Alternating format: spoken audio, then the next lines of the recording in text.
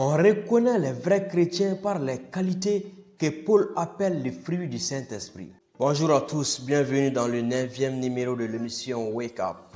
Vous avez toujours la possibilité d'aller regarder nos émissions précédentes afin que nous soyons au même niveau. Aujourd'hui, nous allons voir la doctrine du Saint-Esprit.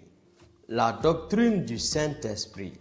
Le Saint-Esprit est la troisième personne de la Trinité dont nous avons parlé dans nos émissions précédentes. Le mot esprit nous fait penser à tous ces êtres mystérieux à qui l'on offre des sacrifices dans les religions africaines traditionnelles. Mais le Saint-Esprit de Dieu ne ressemble à aucune de ces puissances. Il est saint, ce qui veut dire qu'il est séparé, entièrement différent de tout ce que l'on peut se représenter. Le mot esprit veut dire souffle. Le souffle, la respiration, est un signe de vie. Le Saint-Esprit, c'est Dieu donnant la vie. Le Saint-Esprit est une personne.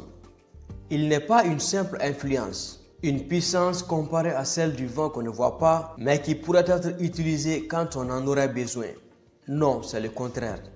Le Saint-Esprit est un maître qu'il faut écouter. Plusieurs textes affirment qu'il est une personne. Paul déclare qu'il a une volonté propre. Un seul esprit opère toutes ces choses, les distribuant à chacun en particulier comme il veut. 1 Corinthiens 12, 11. Ailleurs, il est dit qu'il peut être attristé. Seule une personne peut être attristée. N'attristez pas le Saint-Esprit de Dieu. Éphésiens 4, 30. Le Saint-Esprit est Dieu. Il n'est pas un simple serviteur de Dieu comme les anges qui sont aussi des esprits. 2 Corinthiens 3, 17. Hébreux 1, 14. Ne savez-vous pas que vous êtes le temple du Saint-Esprit et que l'Esprit de Dieu habite en vous? 1 Corinthiens 3, 16. Dieu le Père et Jésus-Christ le Fils sont présents dans le cœur du croyant par le Saint-Esprit. Romains 8, 9. Jean 4, 24. Si le Saint-Esprit n'était pas Dieu, Paul ne pourrait pas dire « Vous êtes le temple du Saint-Esprit de Dieu ». L'œuvre du Saint-Esprit. La Bible nous dit relativement peu de choses de la personne du Saint-Esprit, mais elle parle beaucoup de son œuvre. Résumons ses principales activités par quelques verbes. Il crée. Job 33, 4. C'est ainsi que nous le voyons à l'œuvre dès le commencement. Au commencement, Dieu créa les cieux et la terre. Et également, l'Esprit de Dieu se mouvait au-dessus des eaux. Genèse 1, 2. Il convainc les hommes. Jean 16, 8.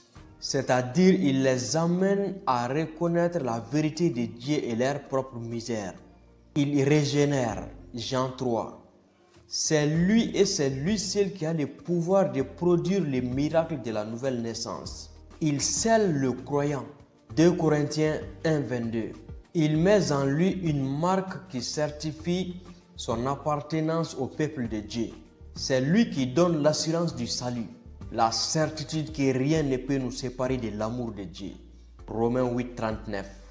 Il enseigne et rappelle tout ce que Jésus a dit. Jean 14, 26. Sans son secours, il nous est impossible de comprendre les Écritures. Il sanctifie ce qu'il a régénéré en les séparant du mal. 1 Pierre 1, 2. Il qualifie, c'est-à-dire il accorde des dons pour que les chrétiens soient capables de devenir des témoins de Jésus-Christ par sa puissance. Acte 1, 8. On distingue les dons qu'il fait à tous les croyants et ceux qu'il distribue selon sa volonté à des hommes choisis et appelés en vue d'un ministère particulier. On reconnaît les vrais chrétiens par les qualités que Paul appelle les fruits du Saint-Esprit. Mais les fruits du Saint-Esprit est amour, joie, paix, patience, bonté, fidélité, douceur, maîtrise de soi. Galates 5, 22. Tous les vrais chrétiens doivent porter ces fruits. C'est en cela qu'on peut reconnaître qu'ils sont vraiment chrétiens. Mais lorsque Dieu appelle quelqu'un à un ministère particulier, il lui donne les dons nécessaires à l'exercice de ce ministère. Éphésiens 4, 11, 12, Romains 12, 6, 8.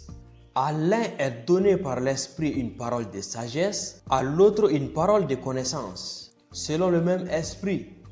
À un autre la foi par le même Esprit, à un autre les dons de guérison par le même Esprit, à un autre les dons d'opérer des miracles, à un autre la prophétie, à un autre le discernement des esprits, à un autre la diversité des langues, à un autre l'interprétation des langues.